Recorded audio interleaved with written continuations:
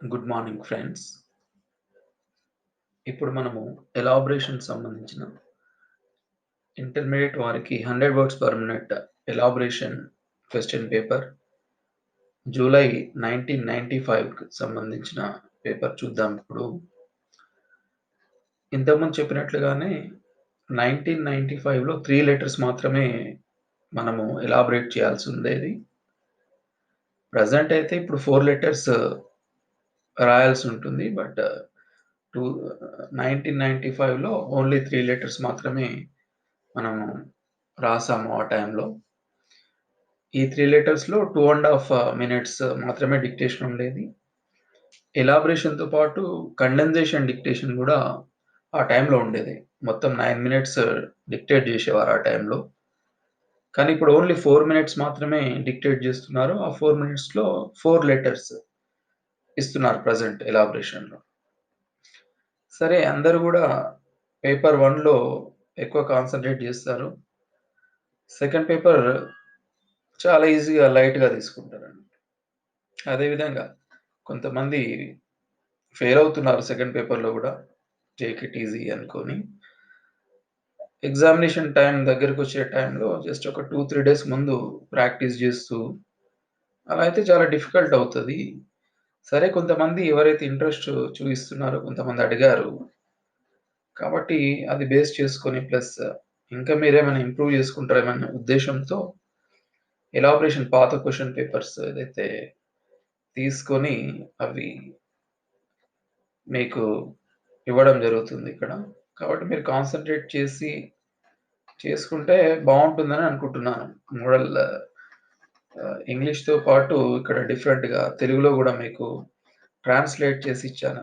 ఇక్కడ ట్రాన్స్‌లేట్ చేసి చూసాను. ఎందుకంటే మనకు ఎలాబరేషన్ జేయాలంటే కాంటెంట్ చాలా ఇంపార్టెంట్.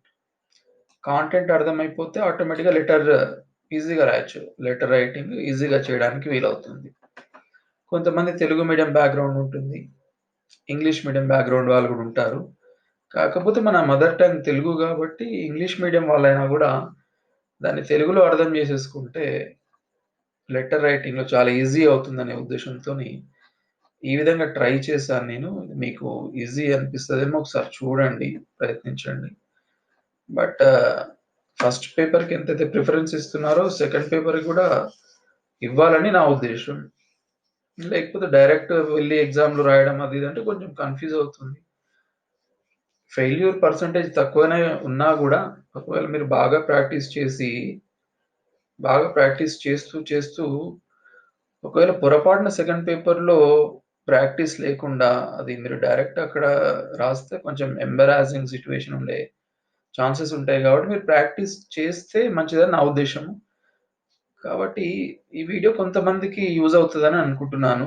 ఎవరైతే ప్రాక్టీస్ ముందుగానే ప్రికాషనరీగా చేసుకొని పెట్టుకుంటే బావుంటదనే ఉద్దేశ్యంతోని ఇది చేశాను.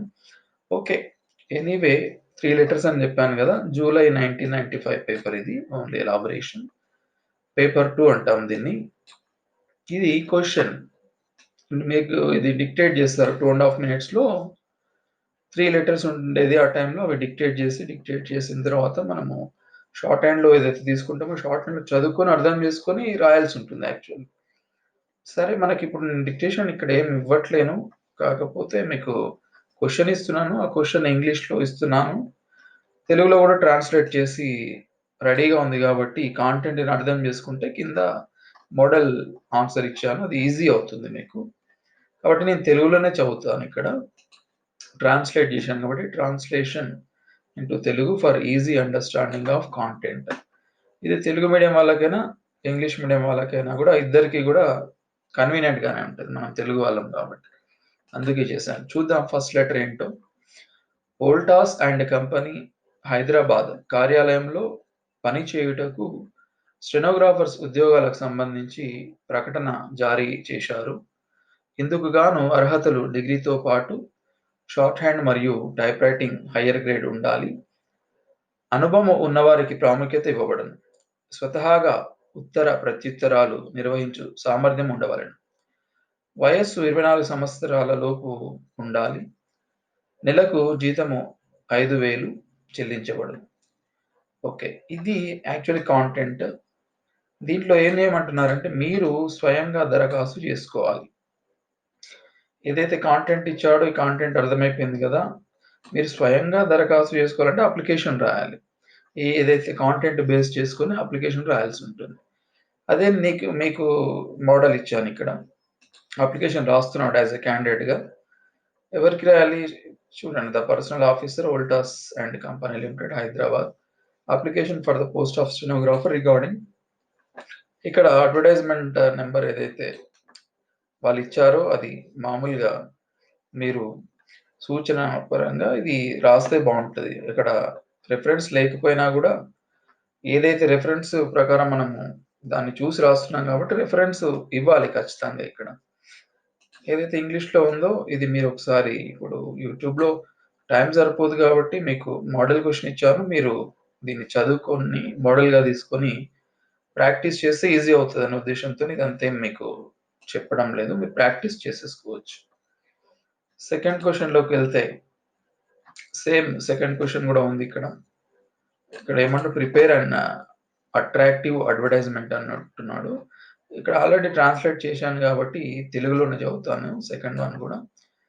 డెక్కన్ హార్డ్ స్పెషల్ దీపావళి కానుక. ప్రముఖ రచయితల యొక్క అనేక రచనలు, చిన్న చిన్న కథలు, క్రీడలు, దేశ, ఇతర దేశాల రాజకీయ వార్తలు, విశ్లేషణలు, ఇతర దేశాల సామాన్య ప్రజల జీవన స్థితిగతులు, మహిళల స్థితి మరియు సంక్షేమ చర్యలు, వారి గురించి ప్రభుత్వం తీసుకుంటున్న విధానాలు, ఇటువంటి అనేక ముఖ్యమైన ప్రతులు ప్రముఖ వార్తా పత్రికల ఏజెంట్ల వద్ద మద్రాసుతో పాటు దేశంలోని ఇతర ప్రాంతాలలో కూడా లభించును. వీటి ఖరీదు కేవలం రూ. 5. ఆకర్షణీయంగా ప్రకటన తయారు చేయండి. ఏదైతే ఉందో ఆర్టికల్స్‌ని వీళ్ళు డెక్కన్ హార్ట్ స్పెషల్ దీపావళి కానుకగా అందిస్తున్నారు. మేబీ వాళ్ళ గోల్డెన్ జూబిలీ చేసుకుంటున్నారేమో! వాళ్ళు ఆఫర్ ఇచ్చారు గాబట్టి, ఈ ఆఫర్ ఏజెంట్స్ దగ్గర దొరుకుతుందంట. ఓన్లీ రూ. 5కి మాత్రమే ఇది లభిస్తుంది. కాబట్టి మీరు ఇది కొనగలరు అని జెప్పేసి ప్రజలకు పిలుపునిస్తున్నారిక్కడ. కాబట్టి అడ్వర్టైజ్‌మెంట్ జేయమంటున్నారు. ఆకర్షణీయంగా ప్రకటన తయారు చేయండి అంటున్నారు. ఇక నేను మోడల్ ఇచ్చాను. వాళ్ళ హెడ్డింగ్ బెట్టాను. వాళ్ళ మ్యాగజైన్ అని బెట్టాను. దీపావళి ఇష్యూ అని బెట్టాను. ఇది మొత్తం ఇంగ్లీష్‌లో ఉంది గాబట్టి మీరు కొంచెం తీరిక చేసుకొని చూసుకోవాల్సిందే. ఇప్పుడు ఇదంతా చదివి చెప్పడానికి టైం సరిపోదు. ఓన్లీ 10 మినిట్స్ కంటే ఎక్కువ యూట్యూబ్ యాక్సెప్ట్ చేయట్లేదు. మరేంటో ఆఫ్‌కోర్స్ నేను కొత్త దీనికి. ఏదో ప్రయత్నం చేస్తున్నాను. సరే చూడండి. ఇది ఆన్సర్‌గా ట్రీట్ చేయండి. ప్రాక్టీస్ చేయండి బాగా. ఓకే. థర్డ్ క్వెషన్‌లోకి వెళ్దాము. ఓకే. ఇది ఇంగ్లీష్‌లో ఉంది. డిక్టేషన్ మీకు ఆటోమేటిక్‌గా చెప్తారు. కాంటెంట్ అర్థం కావాలి కాబట్టి నేను దాన్ని ట్రాన్స్‌లేట్ చేశాను. తెలుగులో ఉంది చూద్దాం ఇక్కడ. ఒక 100 తెలుగు టైప్ రైటర్లు గోద్రేజ్ సంస్థ హైదరాబాద్ వారి నుంచి వితిన్ బ్రాకెట్‌లో ఒక్కొక్క టైప్ రైటర్ వెల సుమారు రూ. 4,200 కొనుగోలు చేయుటకు director printing and stationery department వారు ప్రభుత్వ కార్యదర్శి, సాధారణ పరిపాలనా శాఖ, హైదరాబాద్ వారి నుంచి అనుమతి కోరుచున్నారు. వివిధ శాఖల నుండి అభ్యర్థనలు వస్తున్న నేపథ్యంలో మరియు ప్రభుత్వ అధికార ఉత్తర ప్రత్యుత్తరాలు తెలుగులో నిర్వహించాలని ఇప్పటికే మన ప్రభుత్వం ఉత్తర్వులు జారీ అయిన నేపథ్యంలో మీ నుంచి అనుమతి కోరనైనది. దీనిని అధికార లేఖ నమూనాలో వ్రాయండి. ఆ టైంలో 1995లో ఆహ్, అధికార భాషగా ఇంగ్లీష్ కాకుండా తెలుగులో చేస్తే బావుంటదని జెప్పేసి అప్పటి గవర్నమెంట్ ఏదైతే ఉందో అప్పుడు జీవో జారీ చేసింది. తెలుగులోనే ఉండాలని జెప్పేసి. అయితే ఇమ్మీడియేట్‌గా అప్పుడు సిస్టమ్స్ అంతగా ప్రాముఖ్యంలో లేవు గాబట్టి టైప్‌రైటర్లు బాగా నడిసేవి. ఆ టైప్‌రైటర్‌కి సంబంధించి గాడ్రేజ్ కంపెనీ నుంచి 100 టైప్‌రైటర్లు కొనడానికి పర్మిషన్ సెక్రటేరియట్ వాళ్ళ డిపార్ట్‌మెంట్ ఏదైతే ఉందో అక్కడి నుంచి పర్మిషన్ తీసుకోవడానికి ప్రింటింగ్ అండ్ స్టేషనరీ డిపార్ట్‌మెంట్ వాళ్ళు అడుగుతున్నారు పర్మిషన్ గురించి. వాళ్ళు పర్మిషన్ ఇస్తే వీళ్ళు గాద్రేజ్ కంపెనీ నుంచి ఏదైతే టైప్‌రైటర్లు కొనుగోలు చేసి తెప్పించిన తర్వాత వాళ్ళకి ప్రొవైడ్ చేస్తారన్నట్లు. మిగతా డిపార్ట్‌మెంట్స్ ఎవరికైతే అడుగుతున్నారో. దీన్ని అఫీషియల్ లెటర్‌గా రాయమని చెప్తున్నారన్నట్టు. ఎవరి నుంచి? డైరెక్టర్ ప్రింటింగ్ అండ్ స్టేషనరీ వారు ఎవరికి రాస్తున్నారు? Government secretary to government general administration department Hyderabad వారికి. వాళ్ళు పర్మిషన్ ఇచ్చేస్తే ఆటోమేటిక్‌గా వీళ్ళు అవి కొనేసి టైప్‌రైటర్‌లు కొనేసి ఎవరికైతే రిక్వైర్మెంట్ ఉందో వాళ్ళకి సప్లై చేస్తారన్నట్టు. యాక్చువల్లీ అది కాంటెంట్. దానికి సంబంధించి మోడల్ ఆన్సర్ ఇచ్చానిక్కడ. మీరు ఇది కొంచెం టైం తీసుకొని మీరు ప్రాక్టీస్ చేస్తూ ఉంటే గనక ఈజీ అవుతదన్నట్టు. కాబట్టి అప్పుడు 3 లెటర్సే ఉన్నాయి. కాబట్టి నేను 3 లెటర్స్‌కి ఏదైతే డిక్టేషన్ తీసుకున్న తర్వాత మీరు లితో డైరెక్ట్ ఐడెంటిఫై చేయాల్సుంటుంది. బట్ ఇది యాస్ ఎ ప్రాక్టీస్ సెషన్‌గా మాత్రమే నేను మీకు ఇది మొత్తం చూయిస్తున్నాను. ఈజీ అవుతది. ఈ విధంగా చేస్తే అనే ఉద్దేశంతోని చేస్తున్నాను. కాబట్టి నేను చెప్పే సజెషన్ ఏందంటే, you don't take it as easy. Elaboration and condensation గూడా ఈజీగా తీసుకోకండి. ఎప్పుడూ స్పీడ్ మీదనే కాన్సంట్రేషన్ మాత్రమే గాదు, సెకండ్ పేపర్ మీద గూడా కాన్సంట్రేట్ చేయాలి. ఎందుకంటే సడెన్‌గా ఎగ్జామ్ రాస్తే మీకు ఆ వర్డింగ్ కావచ్చు, సెంటెన్స్ ఫార్మేషన్ గావచ్చు, అది ఇబ్బందవుతది. కాబట్టి ఇది గూడా ప్రాక్టీస్ చేయాలని నా ఉద్దేశ్యం. ప్రాక్టీస్ చేయకపోతే కొంచెం కష్టమవుతది. కాబట్టి ఇది దృష్టిలో ఉంచుకొని ఇది చేయడం జరిగింది. మరి మంచిగా ప్రాక్టీస్ చేస్తారని అనుకుంటున్నాను. Okay. Anyway all the best my dear friends. Thank you.